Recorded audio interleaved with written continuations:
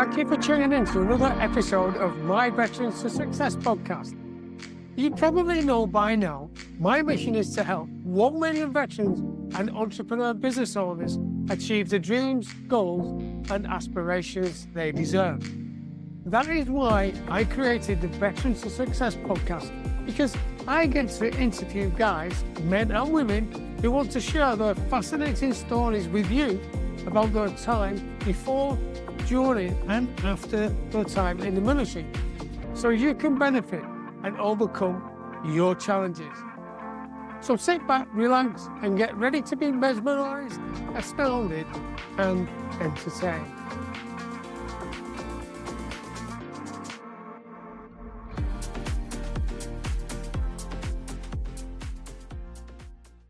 For you today, it's James Officer, who is the director of ECS Textiles, and we're just going to explore things. So James, just first of all, to thank you so much for being here and joining us today and taking time out of your busy schedule.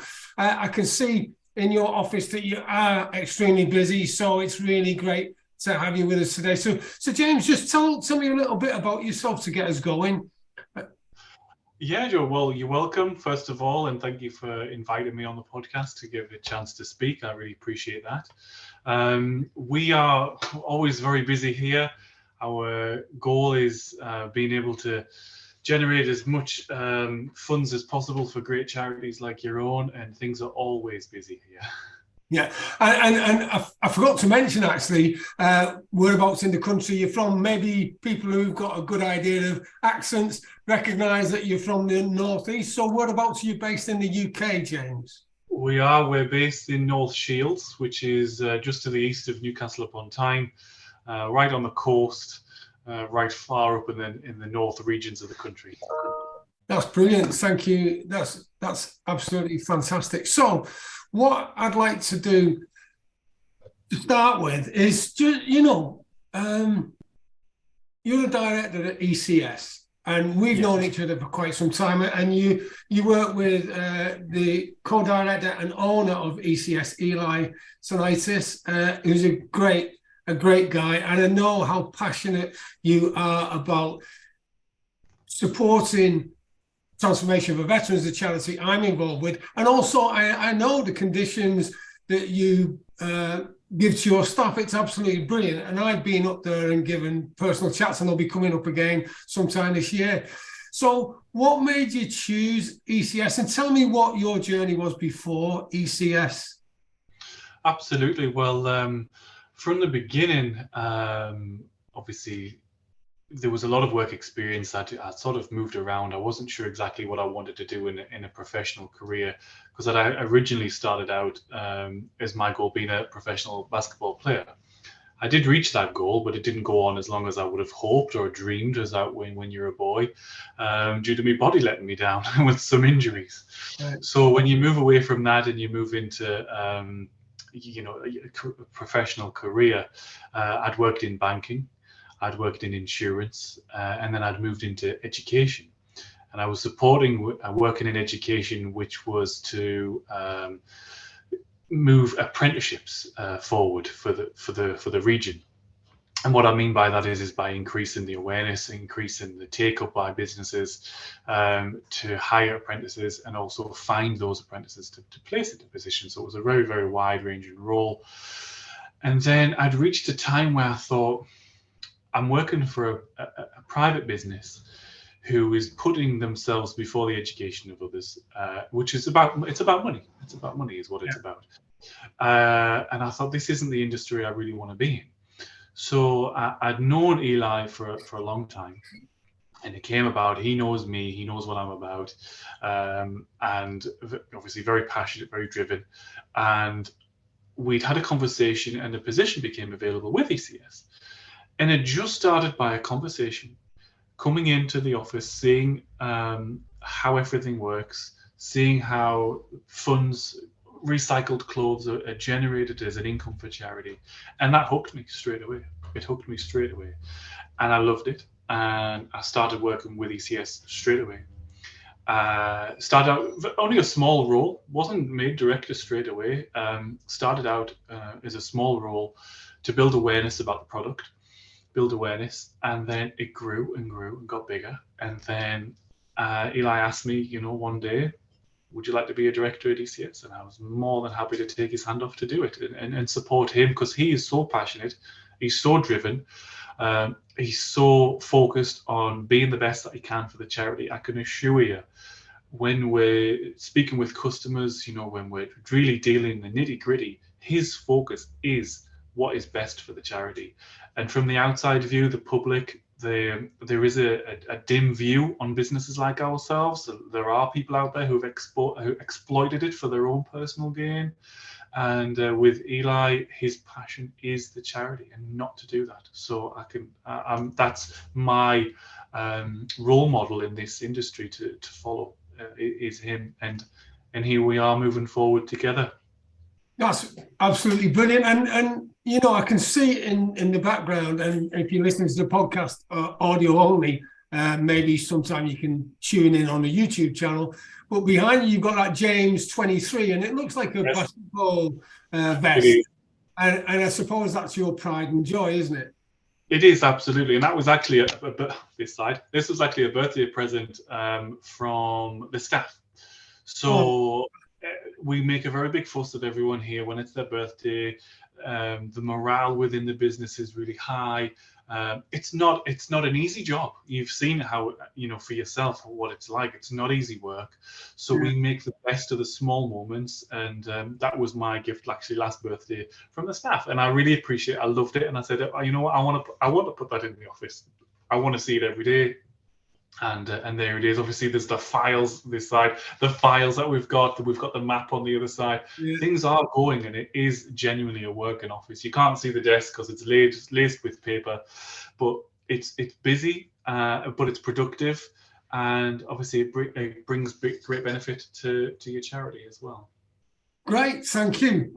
So when you've been on your journey from joining ECS, when you, as you said yourself, it started as a small role, and then you saw how it helped charities. Because, by the way, guys, you're listening, right? I can say that the relationship between Transformation for Veterans and myself is the fact that we're helping veterans and their loved ones transition from the military, even though they're a veteran and they've left the military. Sometimes the transition continues for some years afterwards, where they still find it difficult to socialize and blend in with civilian streets. So the charity Transformation for Veterans helps them do that, and they've got a massive project to build some lodges, which I know ECS support. And how we got involved with ECS, it was Eli at first, and then James being introduced to you, and it's a great relationship, good working relationship. And now that you've actually been with ECS for some time, what have you dealt with challenges like failure? Because I know success, which we'll talk about in a minute, because that's always great. But let's have a look at failure, because I don't know about you, but when you're looking at LinkedIn or any social media, everybody's photoshopped, everybody's looking great, and everything's going great, and they can 10 times your income. And yet, that's not always as it is it? No, it's not. And I think with social media like that, people show what they want you to see, not the reality behind it. They could be all glammed up, looking amazing, but they're stood on a cliff edge, and about to fall. And you don't see that cliff edge. You only see what they want you to see. So, with failure-wise, with regards to ECS, we post and distribute plastic bags, and it's not a method of collecting we want to do forever, but it does bring in a revenue for the charity. So a failure, which I'm happy to admit and learn from, was that we thought, how can we move away from plastic? So what we thought about was a leaflet instead. It's recycled paper. It's 100% recyclable. you would peel this label, this leaflet, and you would stick it on a bag you already own, which has already been manufactured, or a box, or anything else really, and you would put it outside on your collection day with the same information that the bag would have. Yeah.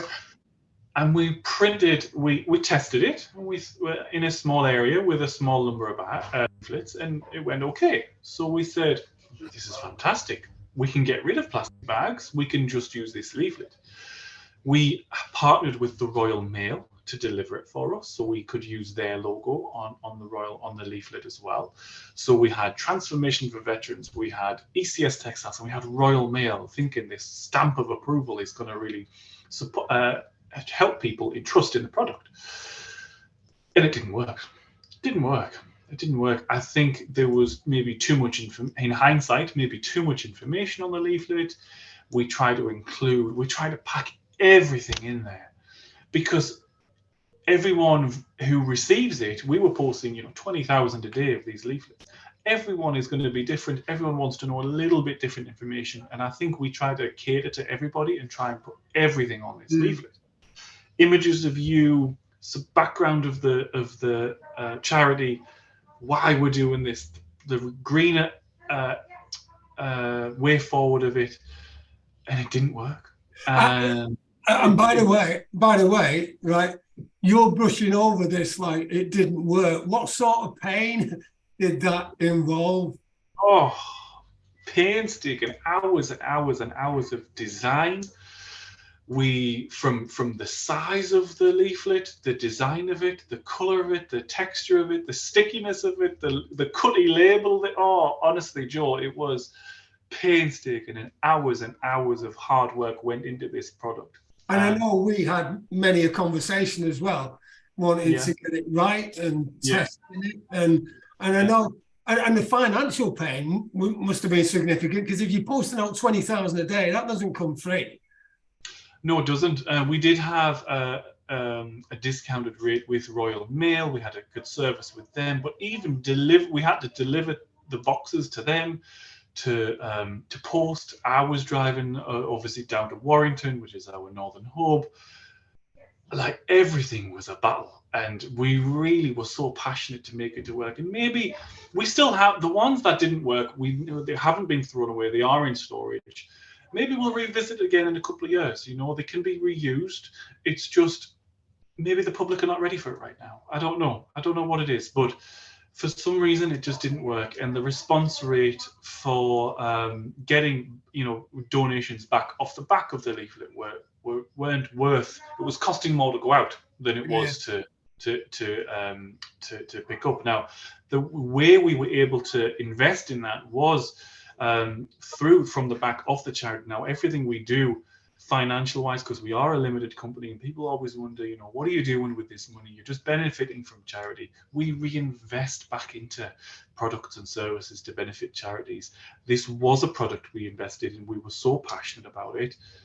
And admittedly, hands up, it failed, but we reinvested the money back into the product. So unfortunately, as for now, that is a fail. And thank you for sharing that. So with that, now I know that failure does have a price, and often the price is the lesson. Yes. The lessons that you learn. Yes. And so moving on to what's your greatest success. Let's have a look at that and examine how you use that as a springboard, the failure as a springboard to get to where you are now, and what it's opened, the opportunities it's opened for you. Absolutely. Well, when I talk about success, it's still within the same region. We were still so passionate about how can we get rid of these plastic bags. We're importing them from across the world. We're paying for the shipping of them, the damage to the environment. We did research on, I think, something like 100% of marine life tested found microplastics somewhere within its body. And we're a contributor of this, and we feel deeply about it. So we were saying, okay, look, we've learned lessons from from the leaflet. How else can we do it? Everyone has a phone, everyone has a computer, everyone has an internet connection. Let's utilize that. So what we set out to do was to create an app, a digital app that you have on your phone, that you can request a collection in the name of your charity. You can pick which day is convenient to you, and you can even add a little message to the driver. So when he comes to pick it up, you can say, the bag's just in my porch, let yourself in, take it, or it's round the back, or I won't be in between 10 and 11, so come outside those times. And we really wanted to do it in a way that was really easy, really simple to use, really convenient, hassle-free for the person who wants to, got these clothes to donate. Because some people, to an extent, they're like, I really want to support a charity, I just don't know how. I haven't got time to take it to a charity shop. I don't really trust these plastic bags that get posted through my door, because some people are like that. What can I do? So this is where we came up with this app. And again, Joe, 18 months of hard work went into the app before we even saw it on a screen. Yeah. And the app, it's called Collect for All, which is the number 4. You can download it now. It's in the App Store. It's in the Play Store. You can choose Transformation for Veterans charity to be able to donate to. You can choose what day you want to put your bag out or have us come and collect it. And this so far it's in the process of being a success. I want to make it a success. I'm really passionate about it. We worked so hard on it, so hard, Joe. I can't even tell. I know. Because there's the marketing of it.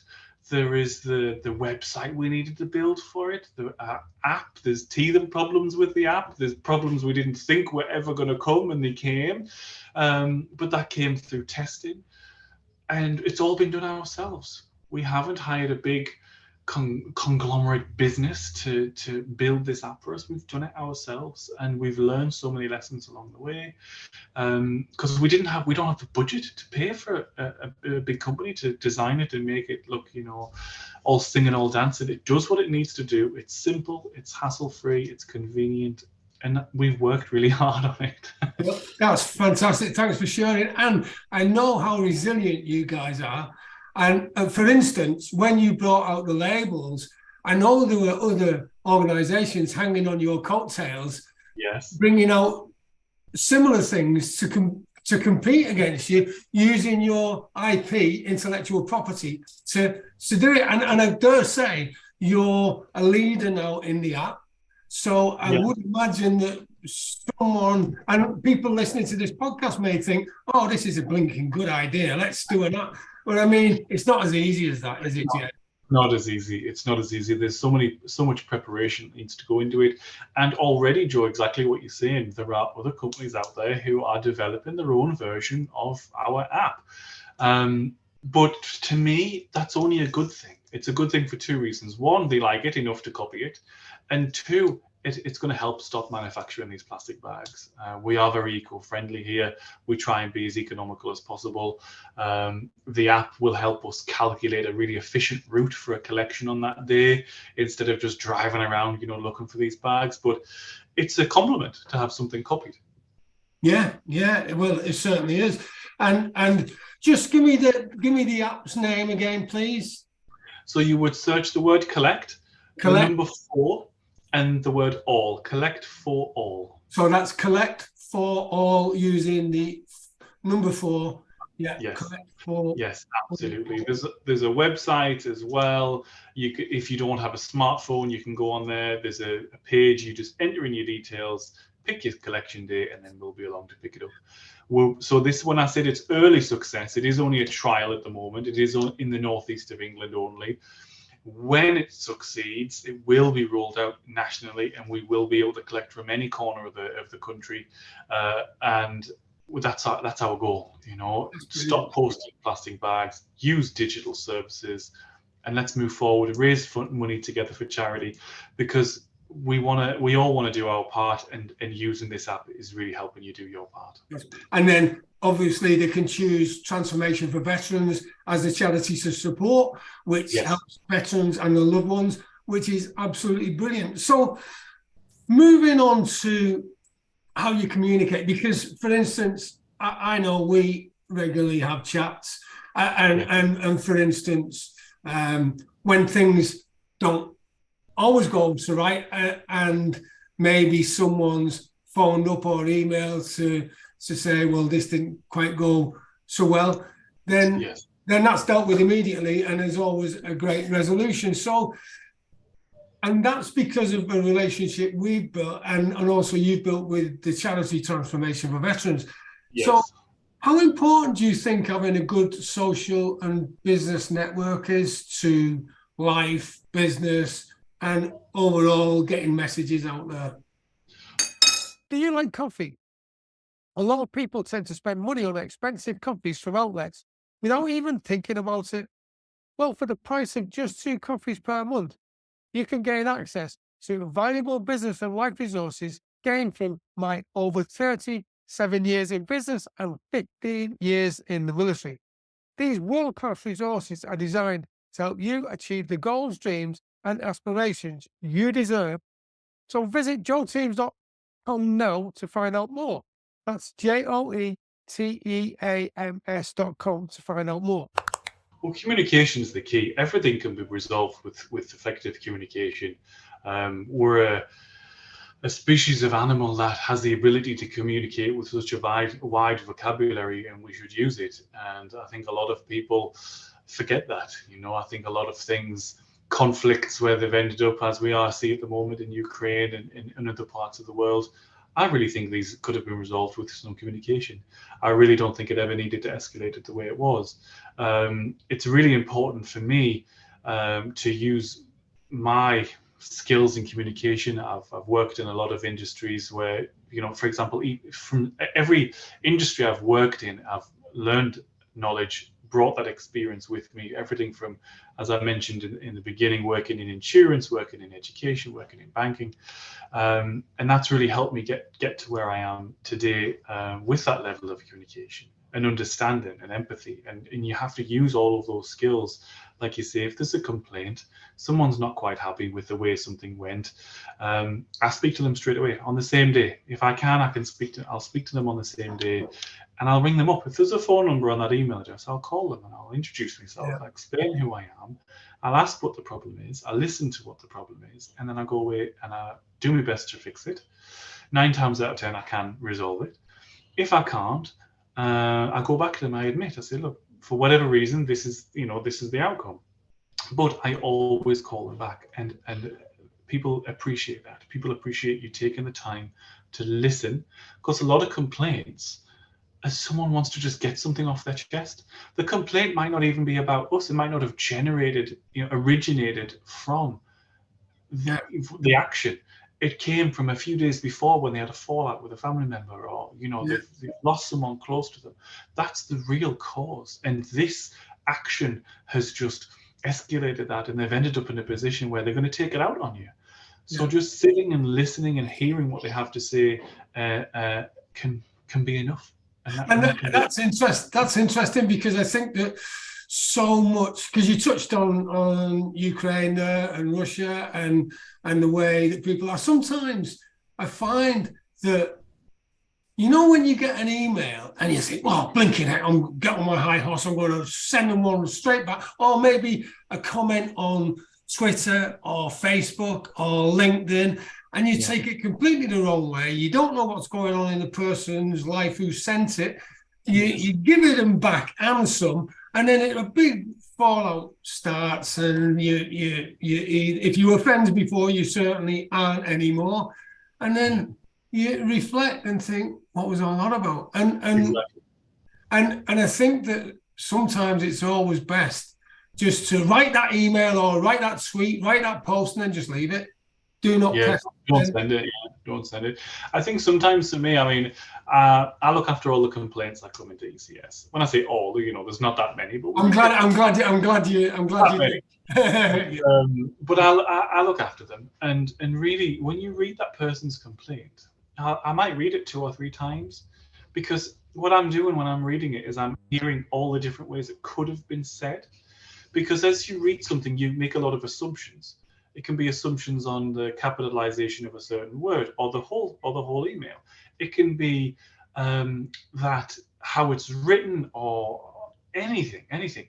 So I'm reading it 2 or 3 times, and to really understand how could it have been said, what's the best way for me to reply and move forward and action it. But a lot of the times, the best way is just picking up that phone, having a conversation. You say, hello, Joe, it's James. I'm from ECS. Tell me how I can help, and give them the opportunity to vent, let it out. You can really understand. You can understand how to resolve it in your mind as the conversation's evolving. You're thinking to yourself, okay, I need to do this. I need to speak to that person. I need to get information from him or her. And this all really helps. So when they're finished speaking, you have that answer right there. Because the last thing someone wants to hear when they make a complaint is, oh, I don't know that, or I have to ask someone that. There's no time for that. You need to have as much information as possible there and then. Go away, find out what you need to find, but also set a realistic time scale. So you say, look, I'm going to call you back within. I'm going to speak to you and update you within. And if you don't have the information within that time, you still need to give a call to touch base and say, Joe, I'm really sorry, I haven't quite found this out yet. I'm still working on it, and I'll get back to you. And just to keep people updated. But that comes from a lot of organizational skills that I've acquired through different roles that I've performed, throughout my professional career.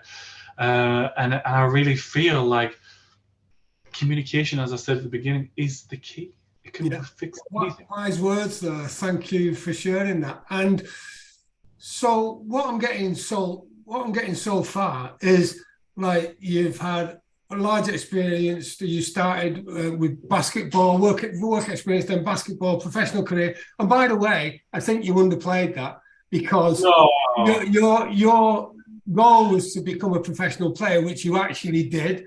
You actually achieved that, which is a difficult goal, because I was a basketball referee, right? And I know how fast that game is. And to be good enough to be professional is a great achievement. So I take my hat off to you on that one.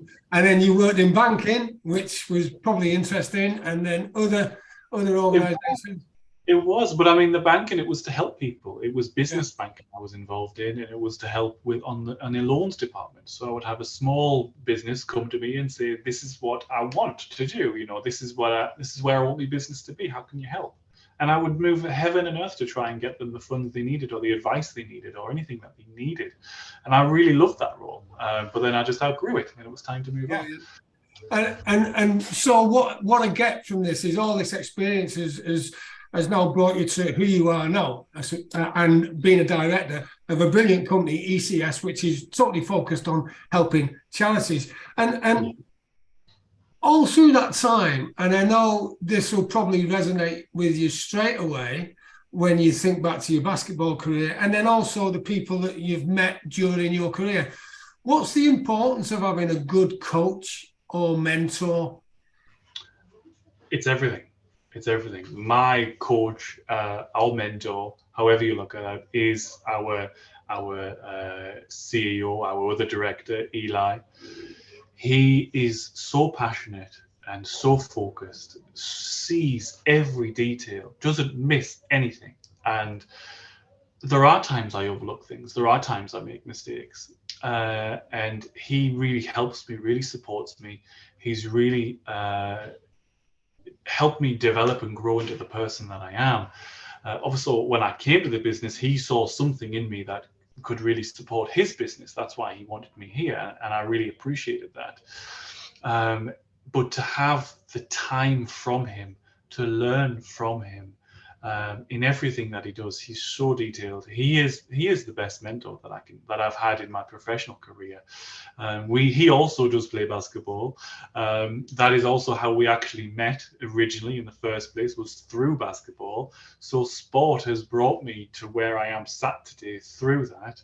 He's very competitive. He's very pushy. He's very but very fair, very sportsmanlike. You know, there are people out there who will try and trip you up and hurt yourself. Eli would never do that, and he would never do that in the professional capacity either, and he would never do that to charities as well. A lot of people have this bad image of these businesses, and he's the opposite of that, and he's a trend setter for that, for other businesses like this not to be like that.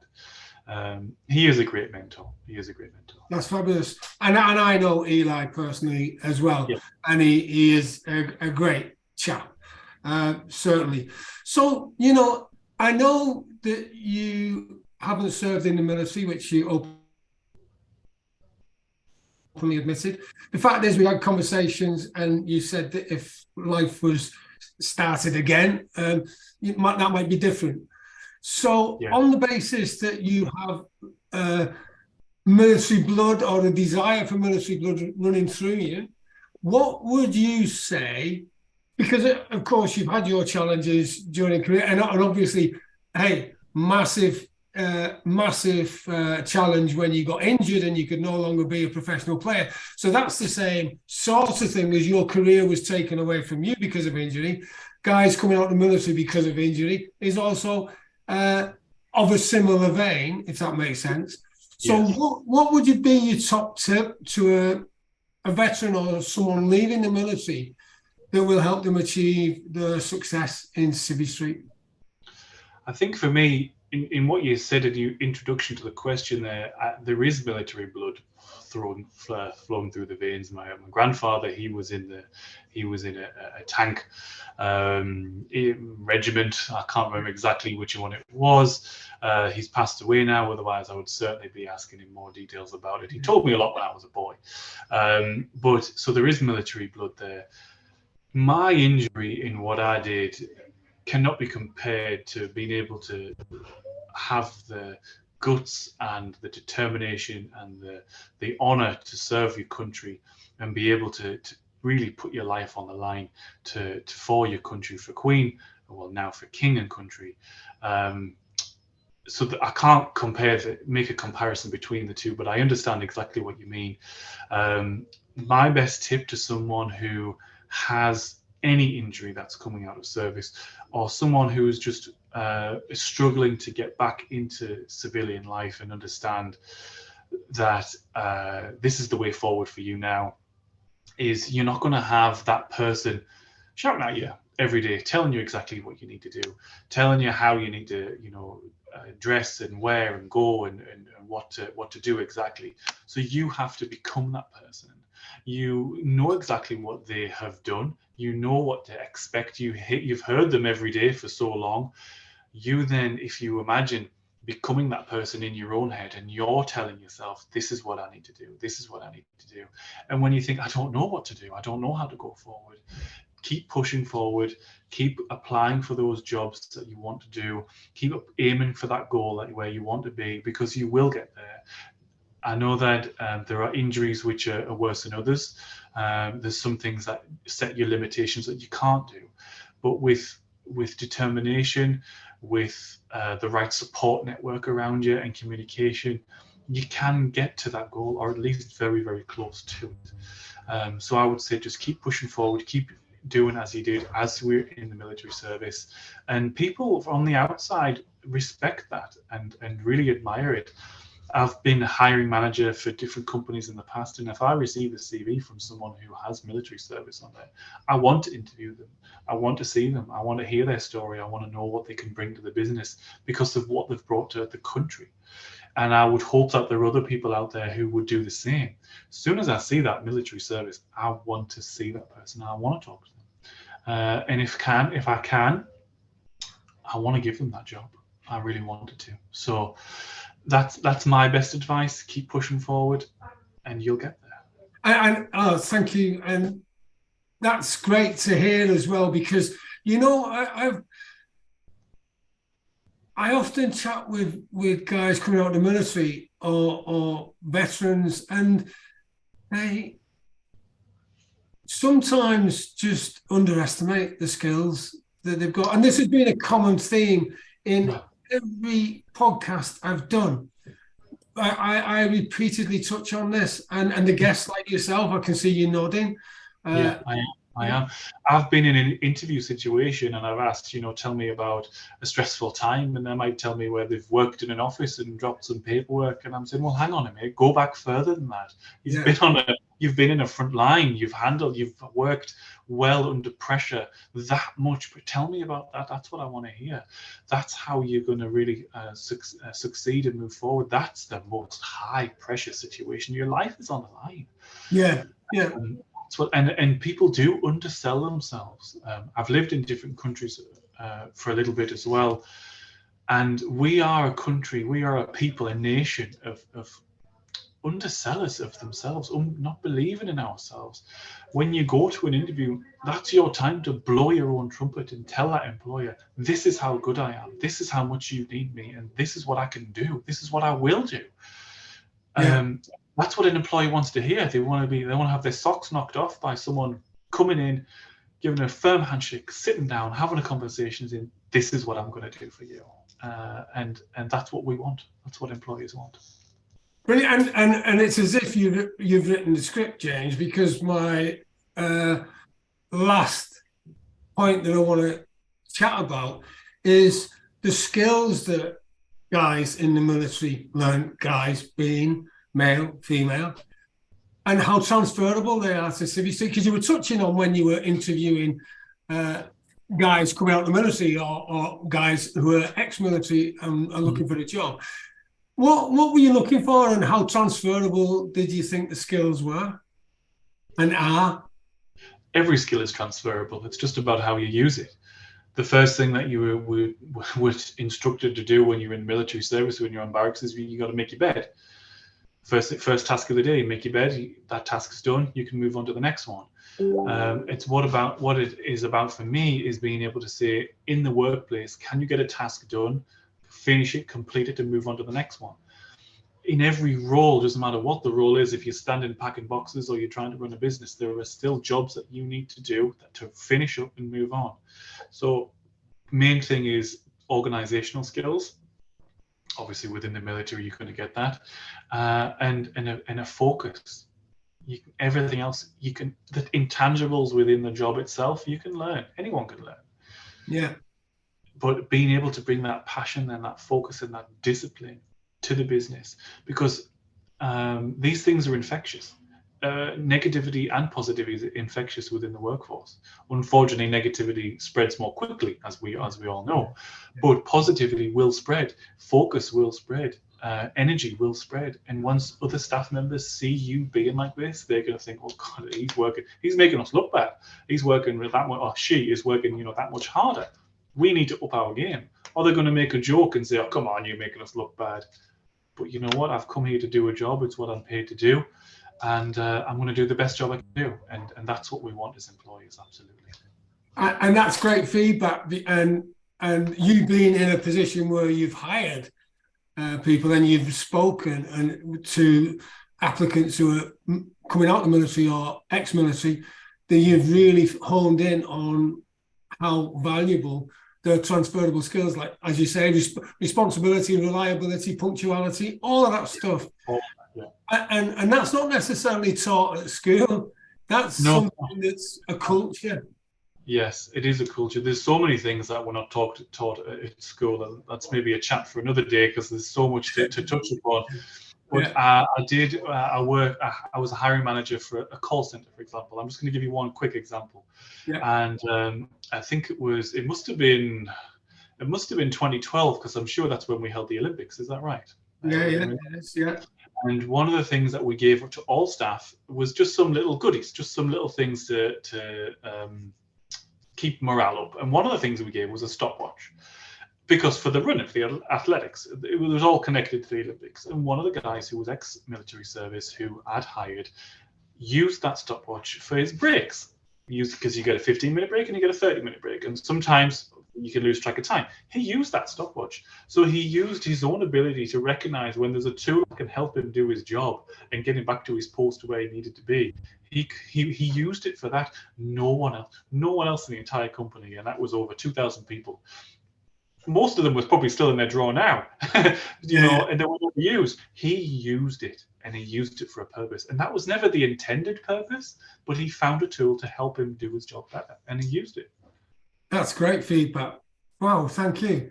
Yeah, and there's a real live example of how the discipline and the ability to recognize how things can be used as a tool. And so finally, knowing what you know and the journey you've been on, and we've talked about successes, failures, mentors, coaches, what you can use, how you can use it. What would be the one tip that you would give to someone in business, someone, a veteran, someone coming out of the military, to make them that bit better? I think for me, it comes from something that I learned from my mentor, from Eli. It's to always think, before you make a decision, you have to think, and you have to think 4, 5, 6 steps ahead. So every decision you make, try and think not only what will happen next, what will happen because of that, and what could happen because of that. And it's very much ends up like a bit of a, I can't think of the word, but a bit of like it spreads out. It'll start like a pyramid. So it'll start off, the top of the pyramid is the one decision. And then that decision that may have 2 outcomes, but those decisions may have 2 outcomes themselves, and it'll keep growing and keep growing. And where do you want to be by making this decision? Where do you want to be? What outcome do you want? How can you then follow those decision steps to get to where you want to be? And I know it sounded odd to me at first, because it didn't resonate. And then when I really started to use that method, use it. Think about what will happen if I do this, what will happen? And then what will happen? And then what will happen? It is only guessing. You don't actually know, but you can give yourself a really good idea, because then you can predict what's about to happen. So then you can react faster when it does happen. This is what the advice I would share, and it's because of him. It's because of Eli that I've learned this, and it has helped. It really has helped. That's brilliant. And you know, that's like, because what I was thinking about as you were saying that's like the snooker player or the pool player. When they step up, their first decision is to win the game.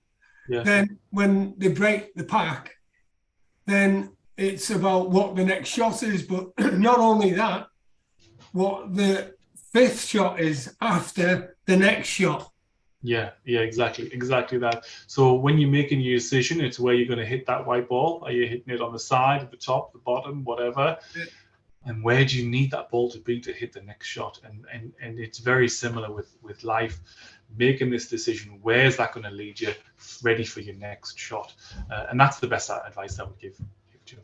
That's fantastic. So, James, thank you so much for today. And you know, every time I do these sessions of standing on the shoulder of giants, I just think that we are today where we are because of the people who have gone before us, the giants, if you like. Yeah.